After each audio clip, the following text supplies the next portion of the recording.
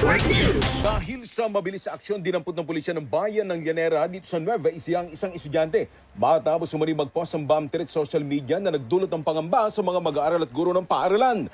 Ayon sa Llanera Police Station, bandang 22 sa umaga kahapon, nang matanggap ang ulat kaugnay ng social media post na naglalaman ng umani banta ng pagsabog.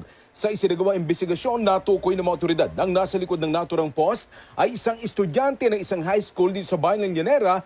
Inamin naman umano ng suspect na biro lamang ang kanyang ipinost. Agad naman nagsagawa ng ocular inspection ng mga pulis sa paaralan at inilunsad ang follow-up operations upang matiyak ang kaligtasan ng mga estudyante at school personnel. Nakipag-ugnayan na rin ang Llanera PNP sa PECO upang inspeksyonin ang buong campus at tiyaking walang anumang pampasabog o banta sa seguridad. Tumulong din ang Bureau of Fire maging MDRMO ng Llanera sa pagpapatupad ng mga kinakailangang hakbang sa kaligtasan at paghahanda sa anumang posibleng insidente. Kalaunan ay natukoy nga't na aresto ang estudyante, dinala siya sa kustodya ng pulisya matapos ipabatid ang kanyang mga karapatan at formal lang sinampahan ng kasong paglabag sa Presidential Decree No. 1727 o yung Anti-Bomb Joke Law. Kasama mo sa Arimen Nueva Ecija, Radyoman Ace Blanca, Tatak Arimen. RMN Network News.